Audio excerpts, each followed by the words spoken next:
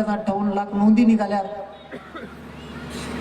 हे गरीबाचे लेकर माय बाप्पा आज फीस नाही भरू शकत.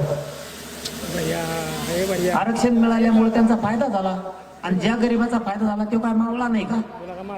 तू नुसता इकडे तिकडे लोकांच्या गाडीत बसत हिंडतो. इकडे उंचिक पैसे काय, तिकडे उंचिक पैसे काय, याच्या कोण 50,000, याच्या कोण 1 लाख. समाजाच्या जीवावर पैसे कमवायचे. तुम्हाला नाही मोठा करू शकत मी. माझ्या संग राहायचं तर राहणे तर राहू नका. मी करणार तर 6 कोटी गरीब मराठ्यांनाच मोठं करणार. तुम्हाला नाही मोठं करू शकत मी. तुम्ही आता समाजाला तेच केलं. मोर्चेनी, सभागी, समाज लुटेव. मी माझा समाज एकत्र आला, मी समाजाला आरक्षण दिलं. तुमच्या टायमाला सुद्धा समाज एकत्र आला तुम्ही काहीच नाही दिलं. 1 नोंद नाही दिली तुम्ही. 1 नोंद. मी 2 वर्षात 58 लाख नोंदी दिल्या आणि 2 GR दिले. आता तुमचा सुद्धा देणार आहे. सातारा संस्थांचा GR निघणार म्हणजे निघणार. त्याशिवाय मी गप्प बसत नाही तर मग घोड्यात लावतो त्याला. नाही दिले. दुश्मनी झाले हो मला. मी असं तुमच्यासाठी, तुमच्या लेकरा बाळासाठी बोलतो म्हणून मला दुश्मनी झाले. हे मला वैरी समजायला लागले आणि माझ्या घातपाताच्या सुपाऱ्या द्यायला लागल्या. का तर मी मराठ्यांना मोठं करायला लागलो, मराठ्यांचे पोरं मोठे करायला लागलो म्हणून हे माझ्या सुपाऱ्या द्यायला लागले. आपलेच काही जवळचे लोक फोडायला लागले आणि त्यांच्या तोंडून काही पण ओढून घेतात. जे खोटं आहे तेच खरं बोला रे. आपली शहाणपणाची पैदाशी आहे. खरं बोलायचं शिका. एखाद्या भंगार जातीला, रक्ताने हात माखलेल्या जातीला खुश करायसाठी स्वतःच्या जातीला बदनाम करू नका. हराम करो. शेवटी जात जात असती. ते कामाला नाही येणार. जातच कामाला येईल. वेळ आल्या, वेळ आली ना, संकट आलं तर धावून दांडकं घेऊन जातच येऊ शकते. दुसरे मजा बघू शकतात आपला. मी कधी भेद केला का? भाजपच्या मराठ्याला देऊ नका आरक्षण, काँग्रेसच्या मराठ्याला देऊ नका, शिवसेनेच्या मराठ्याला देऊ नका, राष्ट्रवादीच्या मराठ्याला देऊ नका. आरक्षण मिळालं म्हणजे सगळ्या मराठ्यांना मिळालं. अख्ख्या येता याचे उंबर. हे कोणचं नाव आहे? तुमच्याकडे भेद का काही माल? मला वाटलं आमच्याकडेच आहे. इतकं लवकर टाइम झाला काय? लय बेकार असते होय. 7-8 जणांना एकटा बेजार करता बसल्या बसल्या. तुमच्या पाय पडून सांगतो राव, दारू पिऊ नका. मी हात जोडून पाय पडून सांगतो तुमच्या, दारू पिऊ नका. देशाच्या पाठीवर अशी कणखर जाते नाही मराठीची. फक्त तुम्ही व्यसनापासून लांब जा. तुमची प्रगती कोणीच रोखू शकत नाही. कोणीच. मायका लाल नाही झाला आणखी तुमची प्रगती रोख. फक्त दारू सोडा आणि शेतात कचाकच काम करायचं. लाजायचं नाही. नाही तर आपल्याला हलवते बरं का. राजकारण करू नका या मताचा मी नाही. 15 दिवस, फक्त 15 दिवस राजकारण करायचं.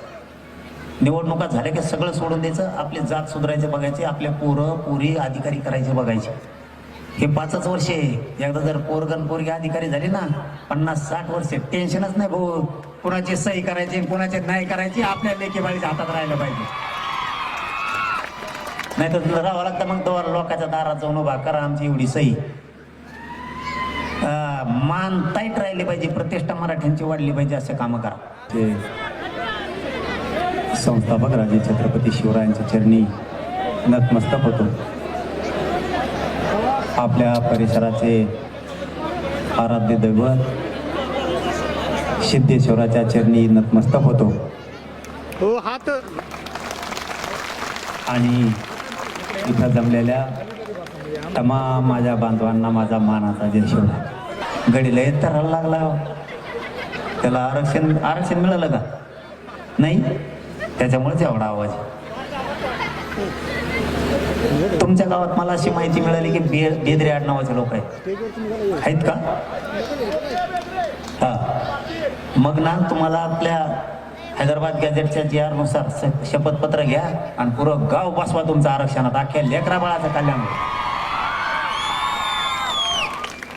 आणि तुमचंही आता निघतंय. तुमच्या सोलापूरच्या 58 गावं सुद्धा हैदराबाद गॅझेटमध्येच घ्यायचं सांगितलेत मी. ते सुद्धा आता बसून जातील तिकडं.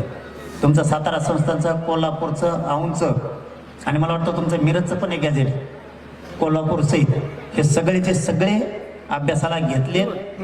मला उपसमितीनं तसं सांगितलंय. थोडा वेळ लागेल, पण एवढं ध्यानात ठेवा, आपल्याला दम्माने घ्यावं लागेल. कारण आपल्याला जळणारे लई लोक आहेत. आपण जरा दम्माने घेऊ. 50-60 वर्षे काही नव्हतं आपल्याला आरक्षण. काय केलं आपण? काहीच केलं नाही. मग आणखीन 1 वर्ष लेट झालं तर काय फरक पडत नाही. आपण 1 वर्षात सगळे मराठी आरक्षणात घालू. एक सुद्धा ठोत नाही, तुम्ही काळजी करू नका. नाही तर आपल्या आरक्षण नसल्यावर एवढे हाल होणार आहेत. आता शिक्षण झालेत, मग आपण नाही फी भरू शकत कारण शेतीच्या उत्पन्नाला भाव नाही आहे. मग शिक्षण कसं करायचं? त्याच्यात आरक्षण नाही. आणि आपलं जर एखादं पोलीस झालं ना, जिथं पोलीस झालं तिथंच रिटायर होत आहे. आपलं बढतीच मिळत नाही आहे त्याला. जसं काय त्याच्या पुढच्याला फेविकॉल चिटकेले.